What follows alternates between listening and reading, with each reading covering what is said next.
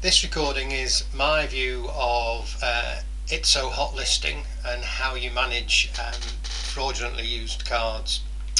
My name's Paul Bretherick. This is my homepage, paulbretherick.co.uk, if you want to talk to me about the hot listing ITSO or indeed dynamic web pages, which is what I will show you in a moment. ITSO is an organisation which you can find all the details out at itso.org.uk, manage products, transport related products hosted on various forms of customer media, electronic customer media, with a near field connectivity. So it's predominantly smart cards, as you see here, but it could also be hosted on mobile phones or a number of other devices. So hot listing, the idea of hot listing is to remove from the operations any cards that have been lost, stolen, or are in fraudulent use. So in order to demonstrate the processing, these are my dynamic web pages, which I describe in other videos, but if you go to demo.dynamicwebpages.co.uk and log on with a username of card, and no password, this will provide to you a number of options that will allow me to demonstrate hot lists as I understand them, but also allows you to experiment with hot lists if you so wish. So the way that hot listing works, ITSO use a central back office, and on that central back office is a hot list of cards. So here's a hot list of 3,247 cards with a date, if you want, of when they were hot listed. And the way that they're hot listed are normally when a card is replaced on a card management system or a customer management system. So if a card is recorded as lost, and replaced, or as recorded as stolen, then obviously a new card will be issued to the card holder and the previous card will be hot listed. So this is how the hot list is built up. The other area where you might get cards added to the hot list are where you have an operator that sees a card being fraudulently used. So if a card that may respond on a ticket machine, on an ETM, a post, on a vehicle, it may have a different picture to the individual that's presenting it, and therefore is a fraudulently used card, and the operator is quite within their rights to withdraw it. So, and if they withdraw it, they can then simply record it against their operator number, the date that it was withdrawn, the card name, the issuing authority, so let's say it was Flintshire, and the date it was recorded. And in that way an operator can add a card onto the hot list master. So these are the cards withdrawn, and as you can see that this card has now been added to the cards withdrawn. The cards withdrawn can then be added to the master hot list.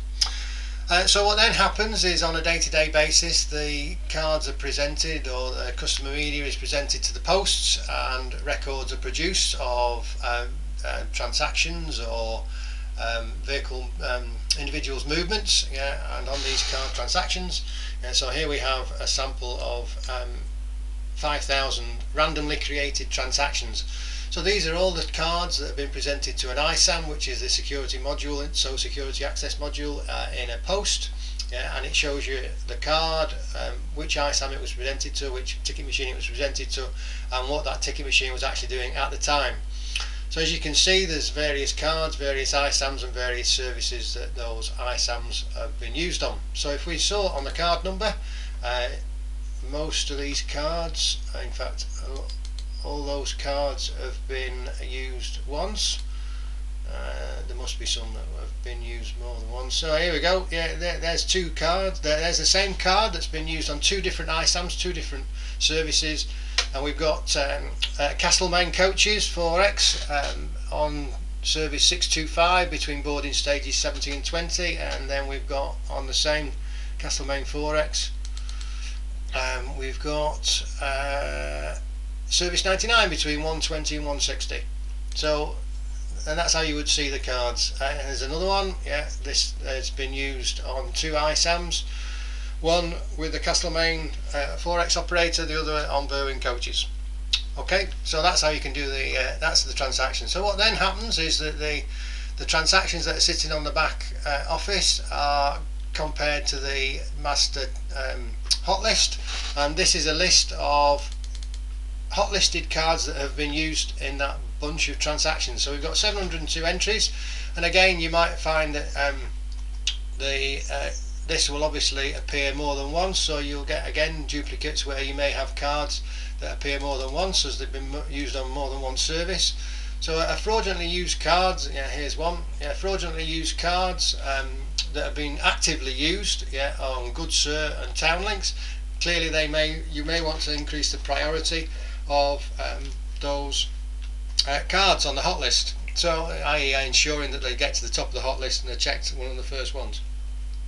So here we have a hot list active, and that's what would normally or could often be distributed to the area of concern.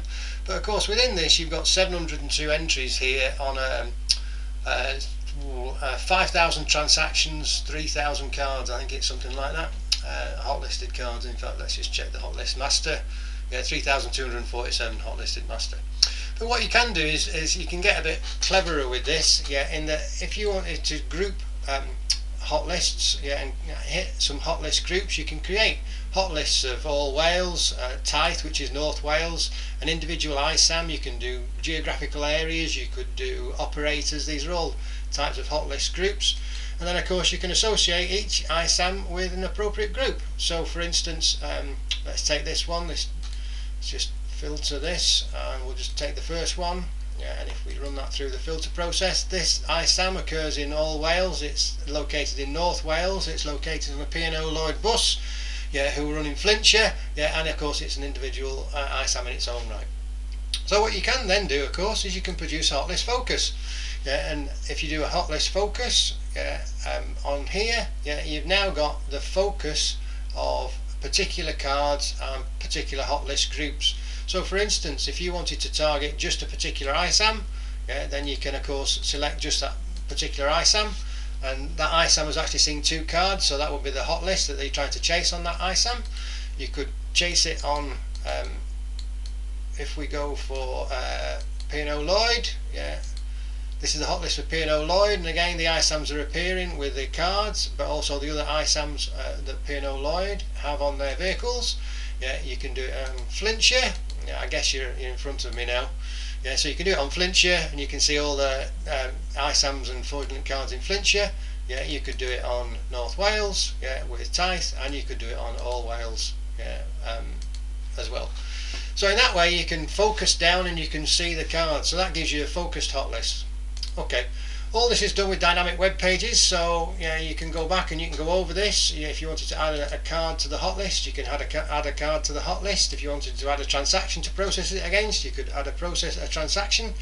You could also then do that active check, you could group it, and you could try all these things out. So all this is possible. As you can see, this is a fully functioning system. This is not vaporware. You are looking at a running system, and you can go through and select these entries, and you can see the details behind each of these entries. Dynamic web pages has been described in previous videos, but just to give you a quick summary, you can have a number of different styles. You can have it in any style you want, so it can fit your own web presence and your own web style. And just so you've got full clarity, you can also run it in this. This is the what I would call the mobile style, as it gets rid of the menu options. But as you can see, this has got all the same full functionality, but runs a bit clearer on a mobile phone because there's less bits and pieces around the screen. And of course you could do that via the mobile phone, work on a mobile device stood on a vehicle. And again, you could use it as a transport mechanism onto the post if you so wanted. So that gives my view of hot listing. You've got the master hot list, you've got the transactions that are matched against it, you've got the check that does the matching of the masters to the hot list master to the transactions, and then you can focus down and produce a hot list group that will fit the capacity of your post, if there's any limitations on your post, on your ticket machine, and you can target the cards that are most important. And in that way you can actually reduce the cards and remove the cards quicker from the process. And that what happens next is that it goes down, a ticket machine sees the card, you get a matched transaction coming back, it turns the card off, and having got a matched transaction coming back, you can take your card off the hotlist master, the master hotlist, yeah, and that will therefore be automatically removed from the active hotlist and any focused hotlists. So if you want to talk about ITSO hot listing, then by all means give me a call. My contact details are here again, paulbrilliant.co.uk. Yeah, so you can give me a call, yeah, and talk about hot listing. Yeah, if you want to talk about getting a new system up onto the cloud, up onto the web, then of course we can do that as well. Yeah. Similarly, a new system based on a data model, i.e., a system that doesn't currently exist, we can put together fairly quickly. If you'd like to understand more details about dynamic web pages, then by all means have a look at my other videos. Just search YouTube for Paul Broderick and dynamic web pages. And again, once again, thanks very much for your time.